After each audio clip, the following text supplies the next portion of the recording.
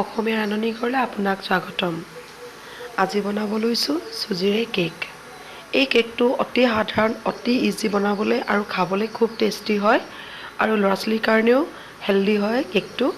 আৰু আপুনি এই কেকৰ দুই এটুকুৰা ল'ৰা ছোৱালীৰ স্কুলৰ টিফিনতো দি পঠাব পাৰে, খুব ভাল পায় খায় আৰু খুব ধুনীয়াকৈ খায়।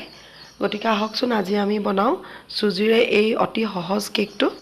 লগতে আপুনি যদি এই চেনেলটো ছাবস্ক্ৰাইব কৰা নাই তেনেহ'লে এতিয়া ছাবস্ক্ৰাইব কৰি লওক, তেতিয়া নতুন ভিডিঅ'সমূহ সময়মতে চাবলৈ পাব। তেনেহ'লে আহক আজি আমি আৰম্ভ কৰোঁ চুজিৰ কেক। আজি মই বনাব লৈছোঁ চুজিৰ কেক আৰু তাৰ কাৰণে মই লৈছোঁ ৰিফাইন তেল। মই আধা কাপতকৈ কম লৈছোঁ, আপুনি ইচ্ছা কৰিলে একাপো ল'ব পাৰে। আৰু ইয়াত মই লৈছোঁ চুজি একাপ, গাখীৰ একাপতকৈ কম, চেনি আধা কাপ, নিমখ ইয়াত অকণমান নিমখ লৈছোঁ এইখিনিতে দেই, আপুনি বগাকৈ দেখিছে নাই জানো, নিমখ অকণমান লৈছোঁ এয়া। আৰু বেকিং পাউডাৰ লৈছোঁ আধা চামুচ, কণী এটা, আপুনি দুটাও দিব পাৰে কোনো কথা নাই। আৰু ইয়াত লৈছোঁ আটা 1/4 কাপ মই লৈছোঁ আটা। এতিয়া আটাইখিনি বস্তু মিহলাই লওঁ। এয়া মই চুজিখিনি ঢালি দিছোঁ। কি হ'ল? অ'কে, যোৱা। ইয়াত মই লৈছোঁ চুজিখিনি মই ঢালি দিছোঁ, কাৰণ চুজিখিনি চালিব নালাগে, কাৰণ এইখিনি বহুত ধুনীয়া চুজি হয়, একদম মিহি চুজি।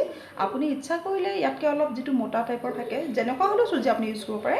এতিয়া তাতে মই দিম এখন লৈছোঁ, কোৱা। এতিয়া মই ইয়াত দিম আটা, অ'কে, আটা লৈছোঁ, ন' প্ৰব্লেম। আৰু ইয়াত লৈছোঁ বেকিং পাউডাৰ আৰু নিমখ, দুইখিনি মিলাই চালি ল'ম এতিয়া। এইদৰে চালি ল'ব। প্ৰথমে এইদৰে মিলাই ল'ব গোটেইখিনি। মিলাই লোৱা হ'লে তাতে কণী ভাঙি দিব। মই এটা দিছোঁ, আপুনি দুটা, তিনিটা যেটা মন যায় দিব। এইদৰে এটা কণী দিব আৰু দিব এইদৰে। তাতে চেনিখিনি দি দিব। এইদৰে ভালকৈ মিক্স কৰি ল'ব আৰু মিক্স কৰি হ'লে তাতে দি দিব গাখীৰখিনি। এইদৰে এতিয়া তাত গাখীৰ দি দিব। এতিয়া এইদৰে ভালদৰে চামুচ এখন ল'ব। মই এখন লওঁ, সৰু চামুচখন এখন দিগদাৰ পাইছোঁ। এইদৰে চামুচ এখন লৈ আপুনি ধুনীয়াকৈ মিলাই ল'ব আৰু ভালদৰে মিলোৱা হ'লেহে আমি তাত তেলখিনি দিম, মানে ৰিফাইন তেলখিনি কথা কৈছোঁ। আৰু মন কৰিব এই বেটাৰটোত যাতে একো লাম্পছ, মানে একো গুটি নাথাকে, তেতিয়া মানে কি হয় কেকটো খুব ধুনীয়া হয়। এইদৰে ধুনীয়াকৈ মিলাই ল'ব।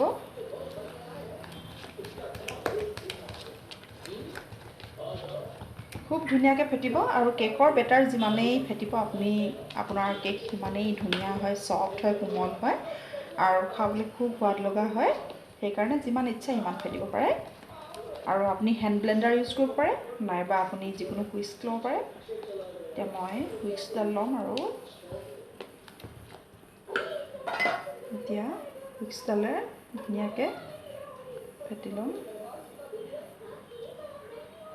এইদৰে তেতিয়া মানে কি হয় লাম্পছ নাথাকে, চবফালে টাৰ্কিডালে, মানে হুইস্কৰ টাৰ্কিডালে খুব ধুনীয়াকৈ ফেটি দিয়ে। এয়া চাওক, আমাৰ বেটাৰটো খুব ধুনীয়া হৈছে।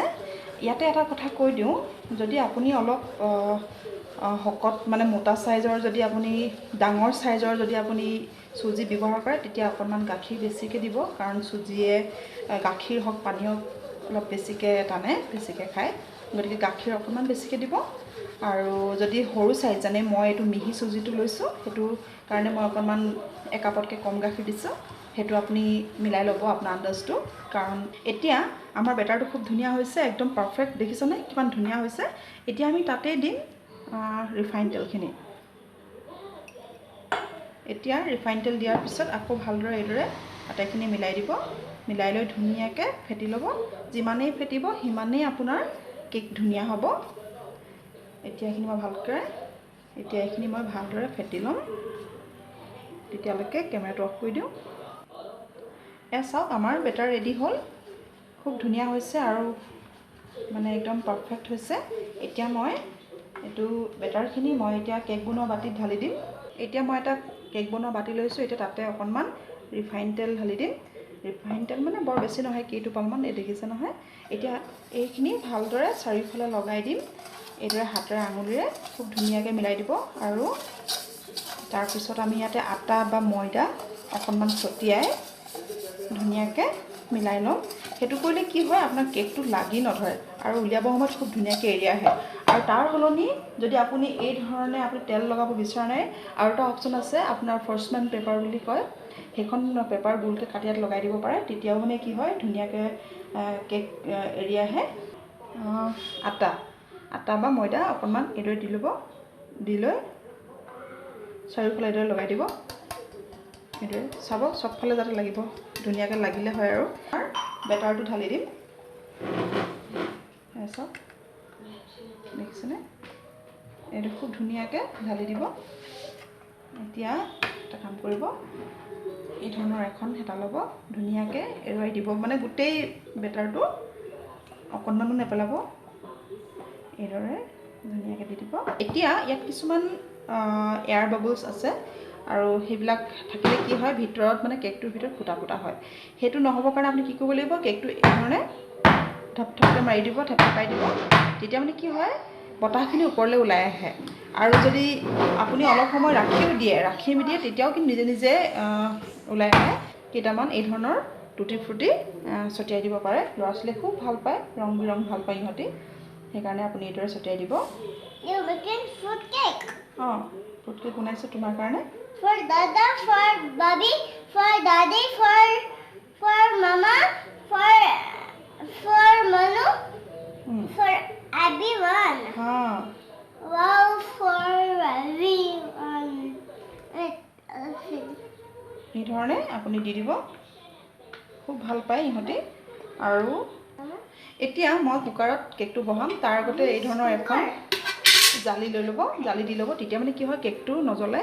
এতিয়া আৰু যদি আপোনাৰ জালি নাই, তেতিয়া আপোনাৰ যদি কেক বা তেতিয়া আপোনাৰ যদি কুকাৰ বহুৱা বা কেৰাহী বহুৱা ষ্টেণ্ড আছে, সেইটোতো আপুনি এই ধৰণে ইয়াত দি পিনে আপুনি এই কুকাৰ বাতিটো বহাই দিব পাৰে। এতিয়া তাতে এই কেকৰ বাতিটো দি দিয়ক, আৰু ঢাকনখন দিব। আৰু ঢাকনখন দিলে ওপৰৰ যিটো হুইচেলটো সেইটো আঁতৰাই দিব। এতিয়া আমি কম জুইত 45 মিনিট মানে 45 মিনিট সিজাম, আৰু আমাৰ কেক ৰেডি হ'ব। চাওক, আমাৰ কেকটো মই কম জুইত পাতিছোঁ, জুইটো দেখাই দিছোঁ। চাওক, ইমানটো ফ্লেমত মই দিছোঁ 45 মিনিট। এতিয়া চাওক, এয়া আমাৰ কেকটো খুব ধুনীয়াকৈ ফুলিছে। এতিয়াও বহুত টাইম বাকী আছে। এতিয়া আমি একদম ভালদৰে হোৱালৈকে ৰ'ব লাগিব। চাওক, খুব ধুনীয়াকৈ ফুলিছে, দেখিছে? আমি অলপ সময় ৰ'ব লাগিব সম্পূৰ্ণ হোৱালৈকে। চাওক, আমাৰ 45 মিনিটৰ পিছত আমাৰ কেক ৰেডি হ'ল। সেয়া চাওক, খুব ধুনীয়াকৈ ফুলি উঠিছে। এতিয়া ভালদৰে সিজিছে নাই সেয়া চাবলৈ আপুনি এই ধৰণৰ এডাল জোঙা খৰিকা ল'ব, নাইবা আপুনি এখন জোঙা কটাৰী ল'ব, আৰু মাজতে এইদৰে ধুনীয়াকৈ ভৰাই চাব। আৰু ভৰাই চাওঁতে এইদৰে চাব, যদি আপোনাৰ কেঁচাকৈ কেকৰ মিশ্ৰণ লাগি আহে, তেতিয়া আপুনি গম পাব কেকটো সিজা নাই। আৰু যদি এই ধৰণে যদি ধুনীয়াকৈ একদম চফা হৈ আহে, তেতিয়া গম পাব আপোনাৰ কেক সিজিলে। এতিয়া আমাৰ কেক ৰেডি হ'ল, কেক ধুনীয়াকৈ সিজিলে। এতিয়া মই গেছ অফ কৰি দিম, আৰু ঠাণ্ডা হ'লে কুকাৰৰ পৰা উলিয়াই ধুনীয়াকৈ পৰিৱেশন কৰিম। খুব ধুনীয়া হৈছে নহয়নে? চাওকচোন কি ধুনীয়াকৈ ফুলিছে, অলপো খেলি মেলি হোৱা নাই। কিন্তু বহুত কম তেলত বনাইছোঁ, তথাপিতো বহুত ধুনীয়া হৈছে। কিছুমানে কয় যে তেল কম হ'ল, বাটাৰ কম হ'ল, তেতিয়া ভালদৰে নুফুলে বুলি কয়। আচলতে নহয় তেনেকুৱা। এয়া চাওক, আমাৰ খুব ধুনীয়া কেক ফুলিছে। এতিয়া ঠাণ্ডা হ'বলৈ দিম অলপ সময়।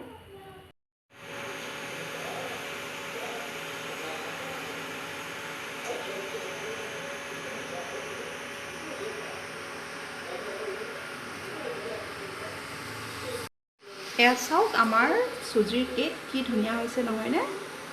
চাওকচোন কি ধুনীয়া হৈছে। একদম ল'ৰা ছোৱালীয়ে এই কালাৰফুল টুটি ফ্ৰুটিবিলাক দেখি খুব ফূৰ্তি পায়, আৰু খায়ো খুব ভাল পায়। আৰু হেল্ডিও হয় কেকটো, ময়দা ইউজ কৰা নাই। আৰু তাত মই তাৰ সলনি আটা আৰু চুজিৰে ইমান ধুনীয়া কেক বনাইছোঁ। ল'ৰা ছোৱালীৰ কাৰণেও খুব ভাল, আৰু ডাঙৰেও খাই খুব ভাল পাওঁ। কণীও বৰ বেছি দিয়া নাই, খুব ধুনীয়া কেক হৈছে। চাওকচোন। আশা কৰিছোঁ আপোনালোকে আজি এই ভিডিঅ'টি ভাল পাব। যদি আপোনালোকে এই ভিডিঅ'টি ভাল পাইছে তেনেহ'লে নিশ্চয় লাইক শ্বেয়াৰ আৰু কমেণ্টছ কৰিব, লগতে ছাবস্ক্ৰাইব কৰিবলৈ নাপাহৰিব। ছাবস্ক্ৰাইব কৰিলে আহিবলগীয়া নতুন ভিডিঅ'সমূহ সময়মতে চাবলৈ পাব। তেনেহ'লে আকৌ এটা নতুন ৰেচিপি এটা আপোনাক লগ পাম। নমস্কাৰ। দেখাম কটাৰ আগতে দেখিছেনে ল'ৰা ছোৱালীয়ে ভাঙি নিলেই। এতিয়া চাওঁচোন আহক কিমান ধুনীয়া হৈছে কেকটো, খুব কোমল হৈছে। এয়া চাওকচোন কিমান ধুনীয়া হৈছে, একদম মানে ফুলি উঠিছে, খুব কোমল হৈছে। এতিয়া আমি এইখিনি কাটি লৈ সজাই দিম। হ'ব থোৱা।